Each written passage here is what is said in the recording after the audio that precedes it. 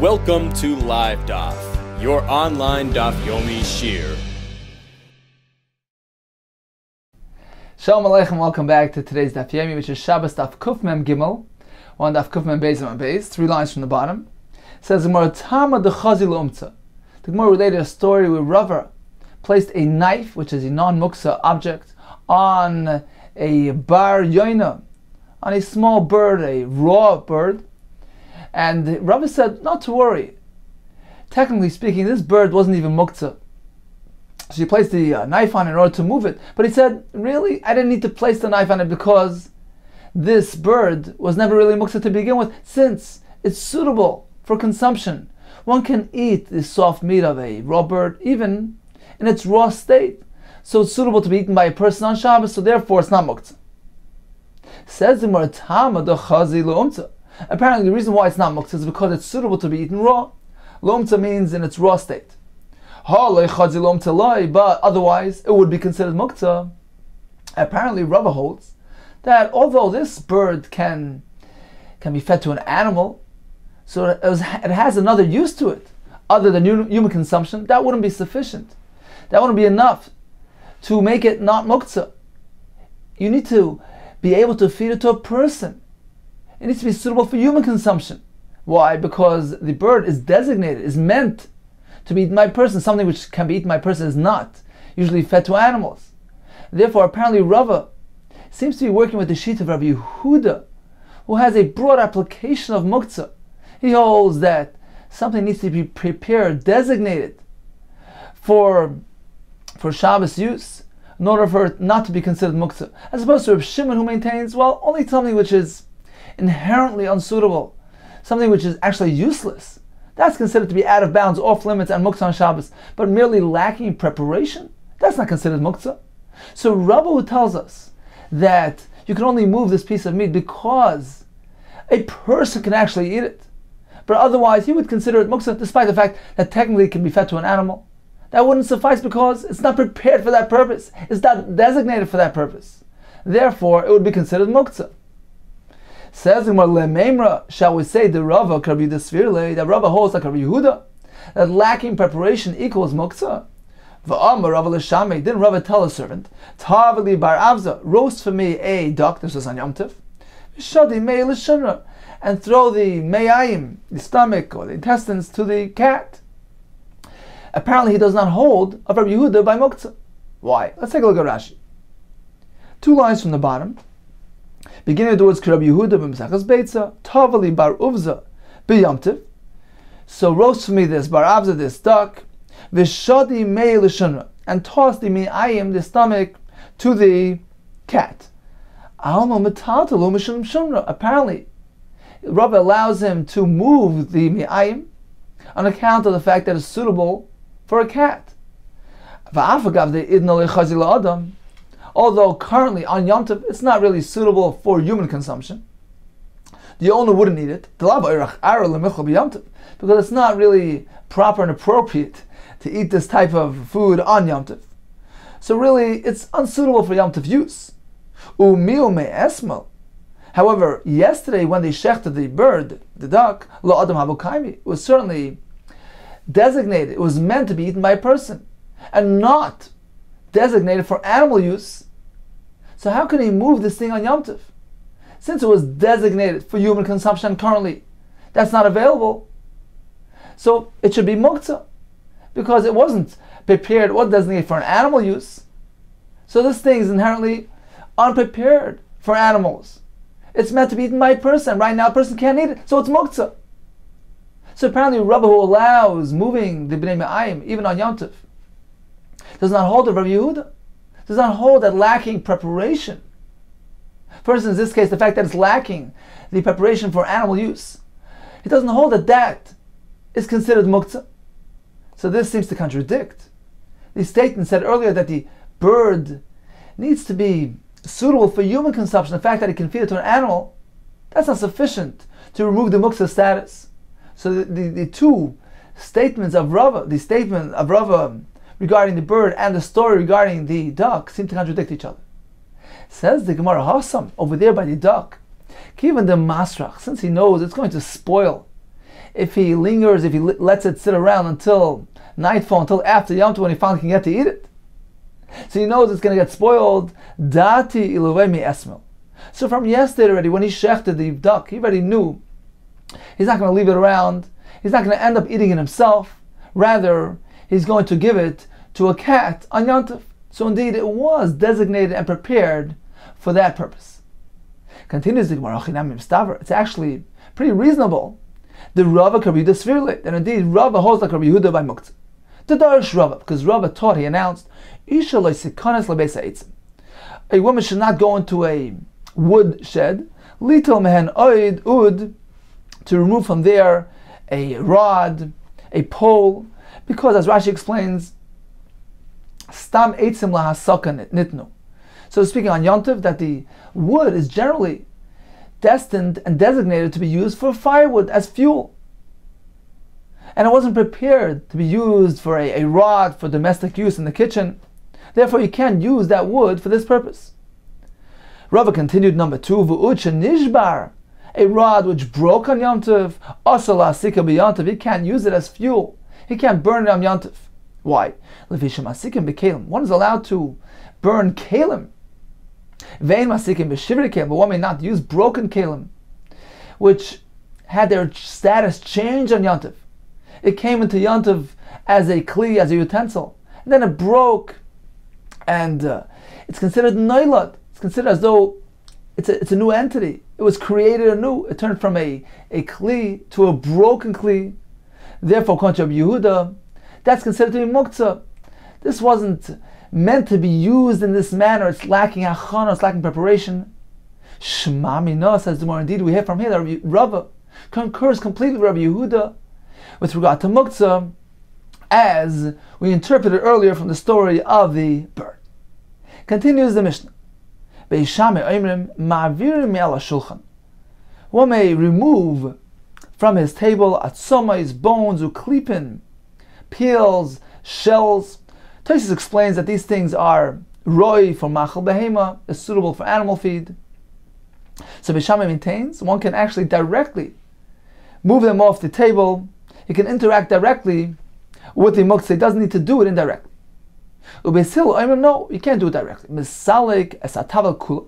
He can remove the entire board, the top board of the table, remove it umenara, and shake it off and have the waste fall off indirectly. But he can't directly contact these items.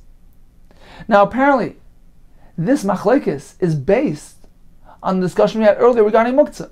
Beis Shammai subscribes to Shittas Reb Shimon and holds that something which is lacking designation is not considered to be muktzah. For instance, these bones and peels, which were initially part of the food, when it was connected to the food, it was considered to be one and the same with the food.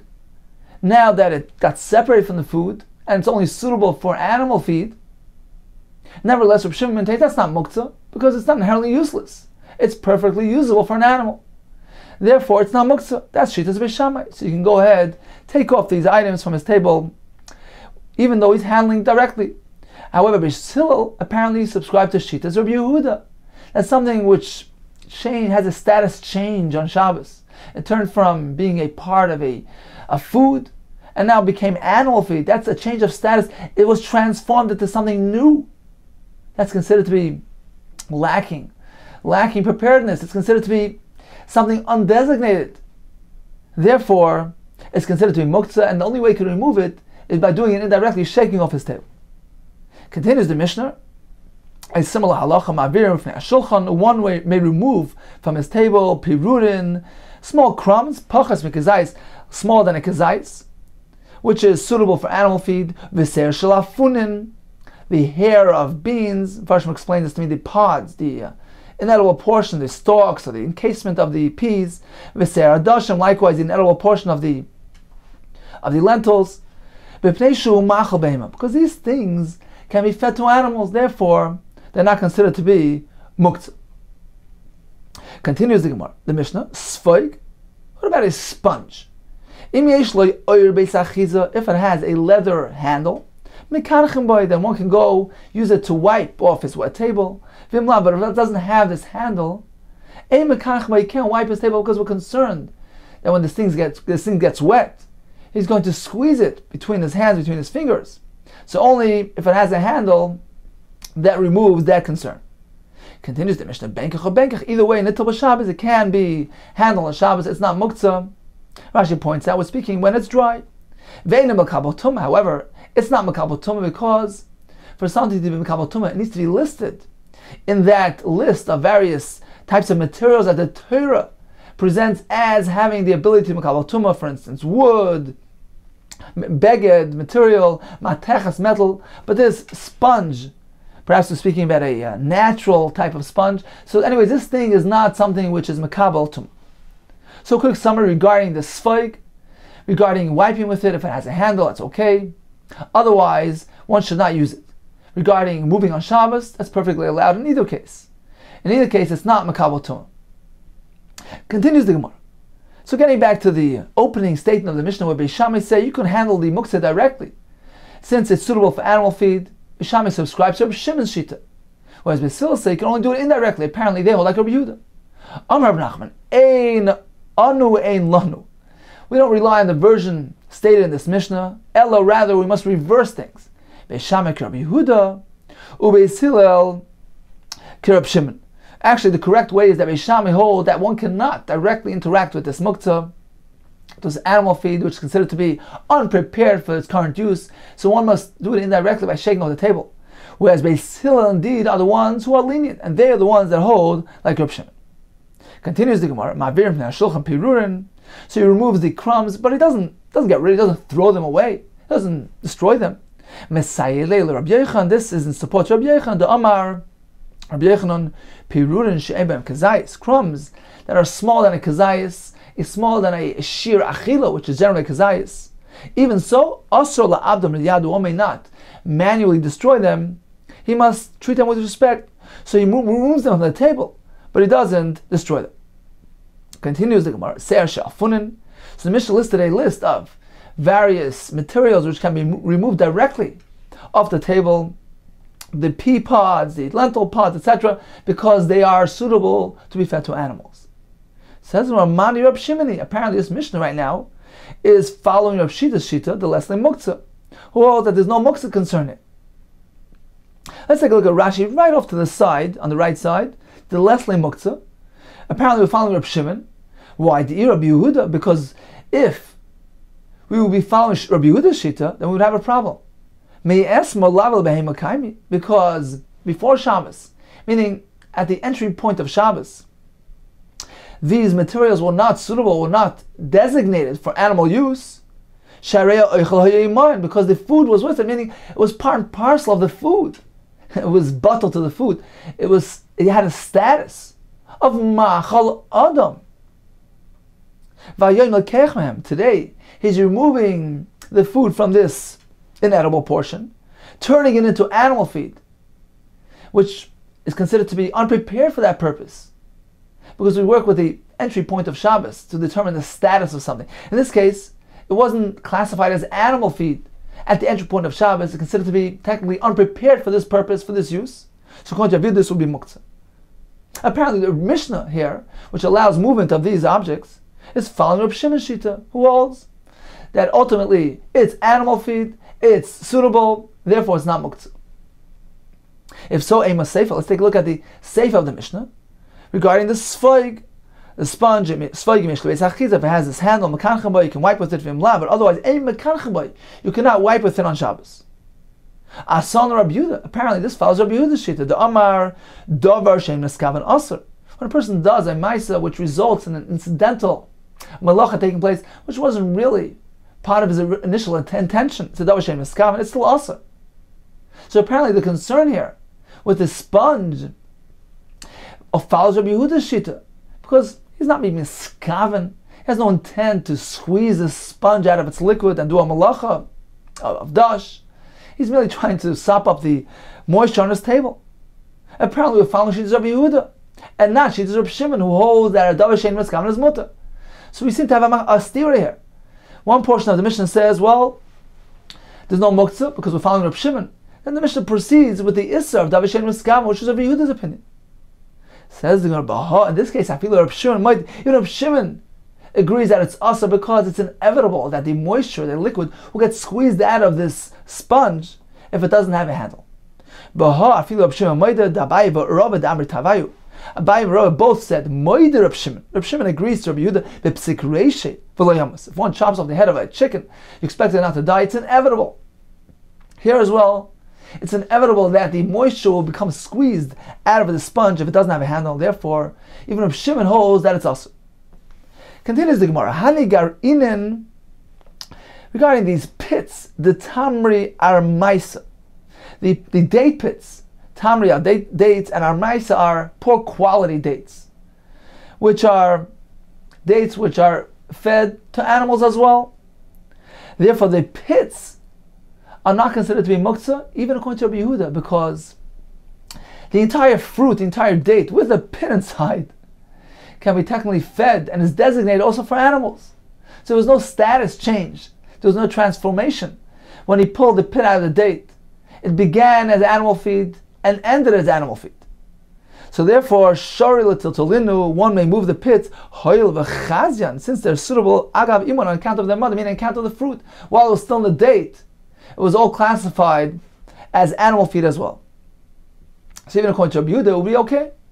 Uda parsiyaisa also, however, pits from the high quality dates, the parsiyaisa dates, that's also because, of course we're speaking about Rabbi Yehuda Shita, because initially it was prepared, it was designated strictly for human consumption. Then when he pulls the date out, of the pit out of the date, that pit has now taken on a new identity. It's no longer regarded as part of a machal adam. It is now regarded as machal behema and considered to be unprepared for that purpose, and therefore it's muktzah. Continues the Gemara, Shmuel metaltal luhu. He would move around these pits agav rifta.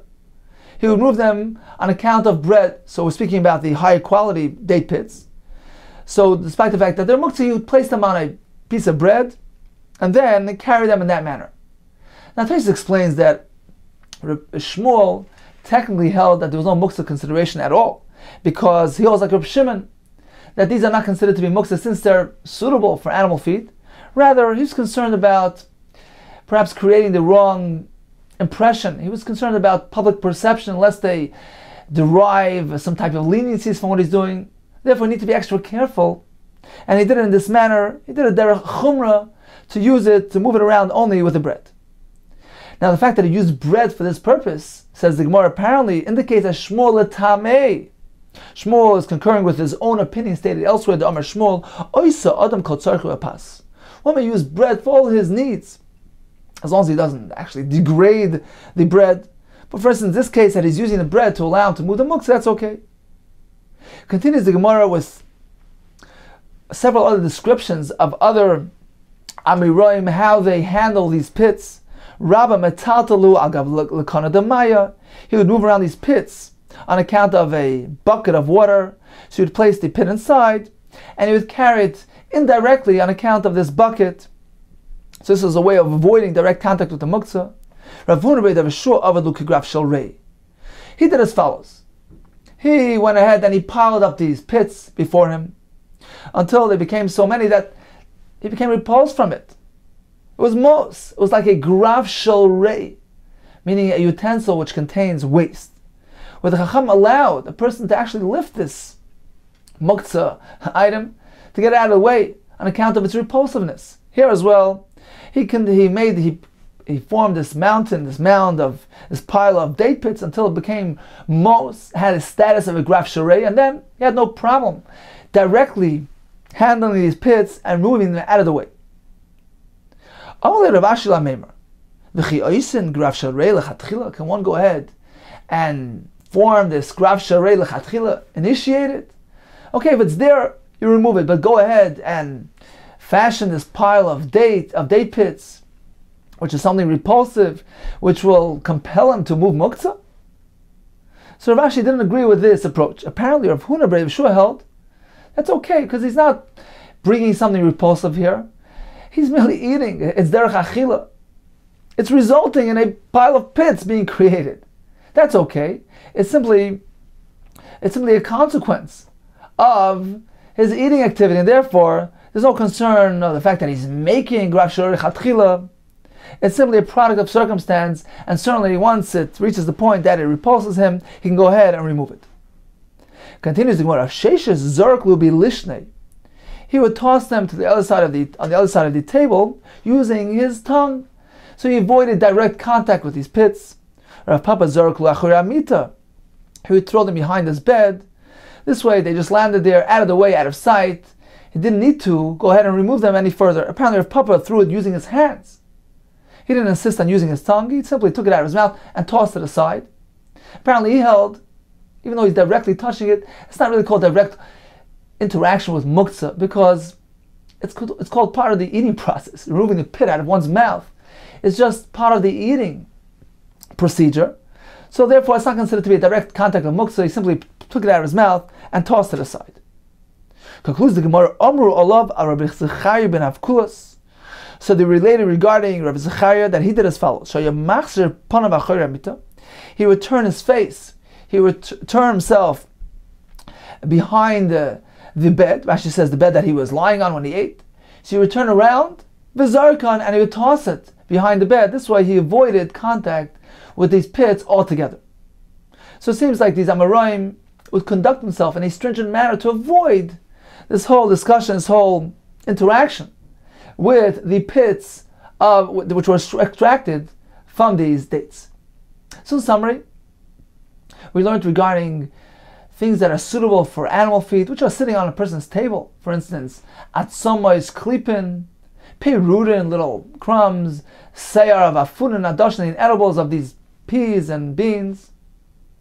So Gemara told us that according to Rabbi Yehuda, which is actually Shittas Beis Shammai now Mishnah according to the reverse version of the Gemara, so he holds that you can't directly remove those items. They're considered to be muktzah since they weren't pre-designated before Shabbos for this use. They simply came about on Shabbos when they were separated from their foods. Therefore, you can shake off the tavla, the board of the table, without directly touching the muktzah. According to Shittas B'Shilu, which is Shittas Reb Shimon, there's no concern with muktzah. You can actually remove these objects directly from his table without any concern. Regarding date pits, the Gemara tells us the low quality pits, Garine of Tmarim Armiyaisa, all agree. Since those dates were really also meant for animal feed, the pit therein is no different. And therefore, even according to Rabbi Yehuda, there was no change of status. It is not muktzah on Shabbos. Regarding the higher quality date pits, the Garine of the Parsiyaisa, we have a machlekes. According to Rabbi Yehuda, that's considered to be a change of status. He's going from a food to an animal feed. Whereas according to Reb Shimon, there's no concern of muktzah since this pit is inherently suitable for animal feed. The Gemara related several Amoraim who conduct themselves in various methods to avoid the muktzah. Shmuel would use bread. We have using the Lukana de Maya, the bucket of water. We have piling it up and applying the halacha of Grav Shel Rei. We have tossing it with his tongue, or somebody taking it out of his mouth and tossing it behind his bed. Hadran loch noitel adam es benai. Continues the Mishnah. Chavis shenishbra. If there's a barrel that broke apart on Shabbos, for instance, there's some wine in there, can he go ahead and salvage the content? Matzilin himena mozon shalosh sudos. One may salvage an amount equal to 3 sudos. Why not more? There's a concern that if he gets overly involved, he's going to bring utensils to Rishus Harabim, and he'll do the melacha v'etzah. Now this fellow whose barrel broke apart, he can go turn to others and say, look, boyu batzil lachem, come, save for yourself as well. Each one of you can go ahead and save the amount needed for 3 sudas. Ubavashali yisfek, provided it doesn't actually sop it up, absorb it in a sponge. There's a concern that if he does that, perhaps he's going to squeeze the sponge and do a malacha. Continues the Mishnah. One may not squeeze fruits in order to extract its juice. That's considered to be a malacha. Which malacha? Dash. It's actually mefarik, which is a toilad, a derivative of dash. Dash means extracting the grain from its encasement. Here as well, he's taking a fruit, which is a food item, and creating juice from it. He's extracting juice from that fruit. That's considered to be a melacha min haTorah. Now what about if he sees juice flowing out of his fruit? If the juice is simply flowing out, freely flowing out of his uncrushed fruit, asurin. He cannot partake in them. Why? Because he can't drink the juice. Why? Because we're concerned that if he sees juice coming out, he might be tempted to actually continue the process and crush the fruit, squeeze it, and do a malacha. Rabbi Yehuda, he says it depends.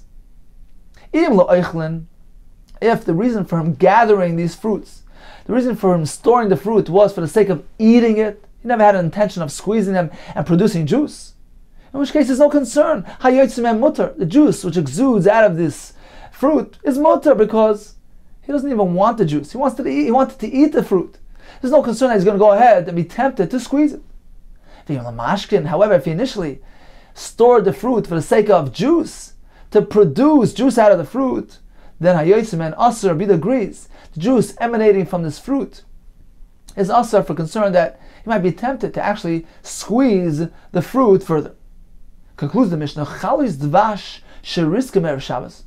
What about honeycombs, which he had already crushed from before Shabbos? V'yotzim Ma'atzman, and the honey is simply flowing out, freely flowing on its own. Asurin, he cannot partake in that honey, because we're concerned that perhaps he's going to go ahead and crush an uncrushed honeycomb. Rabbi Lezer Mater, he says it's mutter because this honeycomb has already been crushed. There's nothing to crush any further. And we're not concerned that on account of this will lead him to actually crush a uncrushed comb. It's mutter. Let's take a look at Rashi. Up on top of the Amud, Chavis, Matzil, and Emenu, Mazin, Gibel, Sudois, he can salvage the amount needed for 3 sudas. Vafilu b'kelim harbi. Even if he has many utensils required to salvage this amount. Dilu b'chatmana, however, if it's only one utensil that he's using, we learned earlier in Perikol Kisvei, the Kama de Matzel. As much as he would like, he can salvage. Since it's merely in one container, it's one act of salvaging. So even if it's a large container, there's no concern. Lochem, so he turns to others and says, go save for yourself. Each one of you has the privilege to go save 3 sudas. Provided it doesn't sop the juice, he doesn't place a sponge on the wine, to go ahead and place it in a kli, to have it drip. Perhaps that will lead him to actually squeezing it, which is the malacha derais. One may not squeeze fruit, it's considered to be unloading till the dedisha, which is a derivative of the malacha of disha. Now, if the juice is just simply flowing out on its own, asur. Why? We're concerned this might lead him to actually squeeze the fruit. If those fruit were stored initially for the sake of eating them, then the juice emanating is mutter. He's not really pleased with the juice flowing out of his fruit. There's no reason to be concerned that perhaps he will go ahead and squeeze that fruit. However, if they were stored for production of juice, then he cannot partake in the juice flowing out of it. But by the nafkaminayu, he's pleased with the juice flowing out of them. His intention has been fulfilled. In this case, there's a reason to be geyser, to be concerned. Perhaps this will lead him to actually continue the process and squeeze the fruit.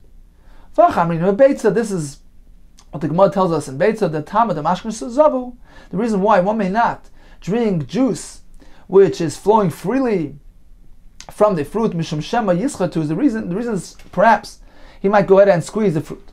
Chalis Dvash, these honeycombs, Ma'achashem Rusakim, once they've been crushed, Hadvash Zav Me'elav, B'techashava, the honey freely flows out of the wax, Mein Derech L'Seichte, there's no reason. It's not customary to go ahead and crush it further. However, we're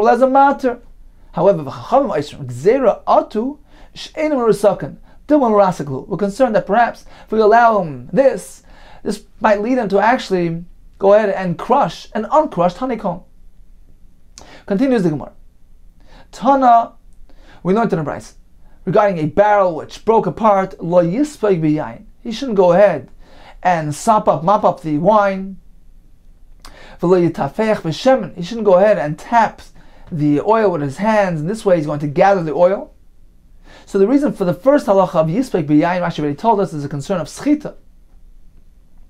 And the reason why he can't sop up the oil using his hands is for a different reason. So that he doesn't conduct himself in a manner which resembles a weekday activity. Getting involved in this job of gathering the oil resembles a job, a weekday activity. It's considered to be a derech shu oisa b'chol. Now Tosfos actually learns that this reason applies to the sopping up of the wine as well, because he's learning that this sfoigir is even when it has a handle. As we learned earlier, there's no concern with using such a type of sponge. Nevertheless, in this case, it's usher. If he's going around and mopping up the wine, or the oil is regarded as a derech choil. Now, what's wrong with doing something derech choil? The Farshim give various reasons. Rambam points out that if he gets overly involved in this weekday activity, it might lead him to do a malacha. Others say, well, Shabbos activity is meant to be clearly different than the weekday activities. He's meant to establish a clear demarcation between Shabbos activities and weekday activities. Therefore, he can't conduct himself in this manner. Tanu Rabbanan. We learned a similar halacha in a brayso in the spazerly pairs b'chatzar. If one's fruit scattered about throughout the yard, milaket al yad v'oichel. He can take a little bit at a time and eat it. Tosfos points out, we don't strictly require him to go and eat it. It simply means that he should do it in an inefficient manner, meaning he shouldn't gather it into a basket or into a box, so he doesn't do his activity in a manner which is similar to a weekday activity. So he shouldn't gather them into a basket, into a box. Rather, he should take them, Tosfos says, he should gather him into his garment, do it in a way which deviates from the norm. Continues the Gemara. So we learned in the Mishnah, in Paris, one may not squeeze fruit. Regarding juice, which is freely flowing from his unsqueezed fruit, the Tanakama says, the Shittas Chacham hold, that it's asur for concern that he might go and squeeze fruit. Ravida says depends. It's based on the intent, the initial intent when he stored that fruit. If it was for the purpose of eating the fruit, then there's no concern. If the purpose was to produce mashkin, a beverage from the fruit, then indeed Ravida agrees there's a concern. Ravida agreed to the Chachamim regarding juice flowing out of uncrushed olives, zeisim, uncrushed grapes, anavim. In this case, Ravida agrees there's a concern. We can't allow him to use the oil, use that grape juice. Why? My time. Why? Since these are designated for crushing, for squeezing. Everybody crushes olives and grapes. These are the primary items, crushing items. Therefore, yoiv daite, he will place his mind on it, meaning when he sees the juice flowing out of it, although he initially had no intention of producing oil or grape juice from these fruit, nevertheless, since he sees the juice flowing out of it, he changes his mind, says, oh, nice idea, let me go ahead and produce oil or grape juice. So if Ravida agrees that when it comes to zeisim v'anavim, we don't differentiate based on intention. V'ula amarab, so you said name of Rab, cholakaya Ravida, ach b'zeisim v'anavim. Ravida actually disagreed, even regarding olives and grapes. Rabbi Yochanan Amar, halachak Rabbi Yehuda b'shar peiros. Rabbi Yochanan likewise maintains that this machlekes was all-encompassing. It applied even to zeisim v'anavim. Rabbi Yehuda holds that even in there, if the storage was for the sake of eating them, it would be mutter. However, Rabbi Yochanan says the halacha differentiates between the various types of fruit. Halach Rabbi Yehuda b'shar peiros. The halacha follows Rabbi Yehuda regarding other types of fruits, where if he had intended merely to store it for eating purposes, we're not concerned that he's going to go ahead and squeeze it. However, we do not follow Rabbi Yehuda's opinion, Rabbi Yehuda's lenient approach when it comes to zeisim anavim, which are primarily used for this purpose. Therefore, over there, it carries a greater concern that perhaps he's going to be tempted to squeeze it. So according to this approach, the machlekes applies to zeisim anavim, where Rabbi Yehuda is mounted there as well, if he gathered achila. The machlekes applies to other fruits also. The halacha differentiates. When it comes to other fruits, we agree with Rabbi Yehuda that he's not so inclined to go ahead and squeeze them. Therefore, if his intention was for consumption, to eat the actual fruit, then there's no concern. Whereas when it comes to zeisim v'anavim, which are primarily used for this purpose, for squeezing purposes, in that case, we agree with the Rabbanan that once the juice starts flowing out, he might change his mind. Although initially he intended on eating them, he might decide to actually squeeze them for their juice purpose. Continues the Gemara. Amar Rabba, Amar Rav Yehuda Dezashita, Amar Rab Abba, Amar Rav Yehuda Shmuel. So we have another approach, the name of Shmuel. He learns as follows. Moida Hoy Rav Yehuda L'Chachamim B'Zeisim Anav. Rav Yehuda actually agreed to the Chachamim when it comes to Zeisim Anav. This is what we mentioned earlier in the beginning of the segment of the Gemara. Now when it comes to Zeisim Anav, Rav Yehuda agrees there's no machlekes. And why? The Gemara gave us a reason, because the schita ninu, since they're really meant to be squeezed, the olives and grapes are primarily used in this manner, so there's a real concern, even according to Yehuda, even though he gathered it for eating purposes, once he sees the juice flowing out, he might be tempted to squeeze them. So Yehuda agrees by Zeisim Anav that it's also. Likewise, Umaydim Chacham Rabbi Yehuda b'Shar Peres. Chacham would agree to Rabbi Yehuda when it comes to other varieties of fruit, which are not some things which are generally squeezed for their juice value. Chacham agreed to Rabbi Yehuda regarding those fruits. If he gathered them, if he stored them with the intent of eating them, there's no concern at all for schita. So we have two sides of the coin. When it comes to objects which are slated for crushing, zeisim anavim, all agree that the juice emanating would be aser, for concern that he might squeeze this object. On the other side of the coin, we have sharp pears, other types of fruits, which are not used for crushing. In that case, all agree the juice emanating would be aser, would be mutter. There's no concern of him squeezing it, since he had gathered it together, he had stored it for the sake of eating the actual fruit. Continues the Gemara. Amalei Rav Yirmiyah Abba. So Rav Yirmiyah challenged Rav Abba. If so, there's no machlekes. All agree regarding everything.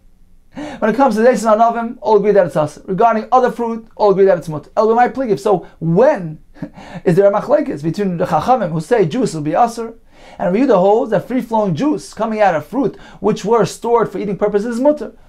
What category are they speaking?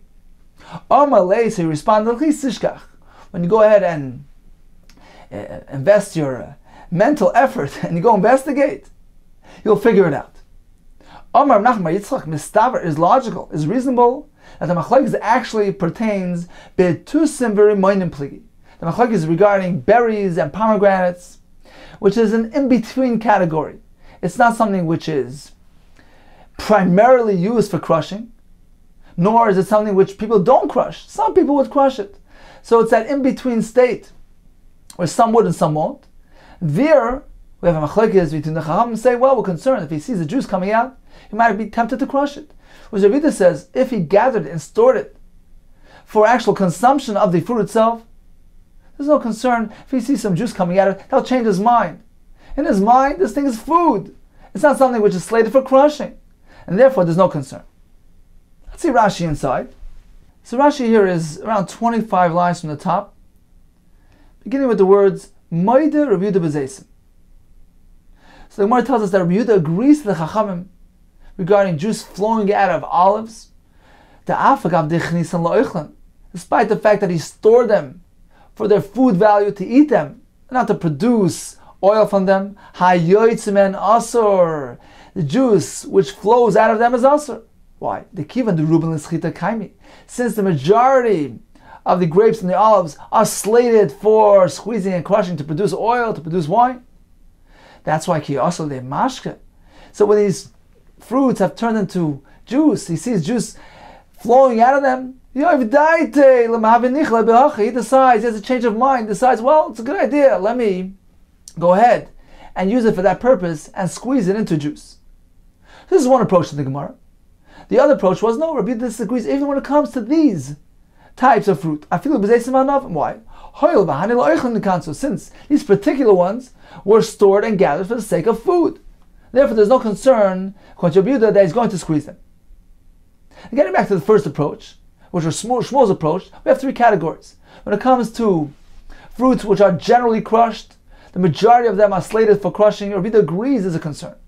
When it comes to fruits which are never crushed, or even the Chacham would agree that there's no concern whatsoever that he's going to crush them. The Machlokes is regarding that middle ground. Mistavra betusim rimonim pligi. It is rational that Machlokes is regarding tusim, berries, rimonim, pomegranates. Because that's the middle ground, the middle category. Dika de boilul mashkin. Because some people use them for their beverage value. Some people crush them. Hilkoch mashu rabbanon k'zeis v'anav. That's what the Chacham regard them. Tantamount to olives and grapes. So although he initially gathered them for the sake of eating them, but once he sees the juice coming out, he might decide, well, good idea, let me go crush them, let me go squeeze them. Rabbi Yehuda disagrees, because once he decided that he's going to use them for their food value, there's no reason to think it's going to change his mind. There's no chashash of schita. That's the middle ground, the berries and the pomegranates. Avol, but the third category, shar peiros, other types of fruits, leka de boil mashkin. Nobody requires them for their beverage value. Therefore, the Rabban agrees certainly when it comes to other types, there's no concern of schita. Juice emanating from them are certainly mutter. And the Farshim point out that it depends on the location, it depends on the minig hamakim, what is customary in that place, what types of fruits are generally used for squeezing. But in any case, we have three categories. We have the zeisim anavim, which are slated for squeezing. All agreed there's a concern of schita. We have on the other side of the spectrum other types of fruits which are never crushed. All agreed there's no concern there. We have the middle category of the tusim rimayim, which is sometimes used for their beverage value. That's where we have the machlokes. When he stored them for their food value, shall we say, well, he might change his mind and decide to crush them? That's the Shittas Rabbanan. Which Ravida says, once he made up his mind that he intends on actually eating them, there's no reason to believe that he's going to change his mind, decide to use them and squeeze them for their beverage value. Continues the Gemara. Omar Nachman Yitzchak, again, Mistaver Betusar Moinim Pligi. It is logical that the Machlokes pertains to that middle category of berries and pomegranates. This Sanya is learned in the Bryce. Zeisim Shemashach Men Shemen. If one has olives, in which the oil is flowing freely from the olives, they were an uninstigated flow. Where he has grapes, where the wine is simply flowing from his grapes. Now, initially when he gathered them and he stored them, whether it was for the sake of eating them or for the sake of producing juice, juice coming out of it is asur, because there's a concern that if he sees the juice coming out of it and he uses it, he might be inclined to squeeze them, because these are things that are generally used for the beverage value. However, tusim, berries, shemashim mayim, where the water or the juice is flowing from them, v'rimayim shemashim yayin, or pomegranates which have their juice flowing, then it depends. If he initially stored them to eat them, the juice coming out of it is mutter, there's no concern that he'll be tempted to squeeze them. But if he intended on using them for their beverage value, or he had no intention either way, he had no kavanah one way or the other. In this case, there's a concern that if he sees juice coming out of it, he might actually squeeze it. The juice coming out of it is asur. Div Rabbi Yehuda, who says that by zeisim anavim, I agree there's a real concern. When it comes to that middle category of pomegranates or berries, which are sometimes used for the beverage value, then it depends on his intention. Whether he stored them for eating purposes or to produce juice, the juice coming out of it is asur. Whether we're speaking about zeisim or money, which are primarily used for crushing and squeezing for their beverage value, or even that middle category of berries and pomegranates, we are concerned, regardless of his intention, whether you store them for food or for beverage value, juice that comes out is asur, we're concerned they might go ahead and squeeze it on Shabbos. So in summary, we learned that one may not squeeze fruit to produce juice on Shabbos. What about the mashkim that came in on their own? Shmuel presents us with three categories. We have three types of fruits. We have the zeisim v'anavim, which are the highest category, which are primarily designated for squeezing purposes. In this case, all agree the juice coming out of it is asur. Whether he stored them for eating purposes, whether he had no intention one way or the other, stam, or certainly when he stored them for their mashke purposes, it's asur lest he go ahead and squeeze them. Regarding other fruits which are never squeezed to produce juice, all agree that it's mutter, whether he gathered for oichlim or he gathered for mashkim. Regarding that middle ground, the tusim remaining, which are sometimes used for their beverage value, in this case we have machlekes. If he stored them for mashkin to produce juice, all agree it would be asur. Whereas if he stored them lo'oichlin for the sake of eating them, we really hold it's mutter, because he designated for food purposes. Whereas a Chacham maintained that's asur. Perhaps he's going to change his mind, decide to squeeze it for his beverage value. Okay, time for a brief review of today's daf. We learned that if one has bones, shells on his table, these things are suitable for animal feed. So according to Rabbi Yehuda, it's considered to be muktzah, because at the onset of Shabbos, they were connected and a part of food meant for a person. So they had a status of human food. Therefore, when they change status and turn into animal feed, they're considered to be unprepared and undesignated for this purpose, and they're muktzah. The only way to remove them is by shaking off the table.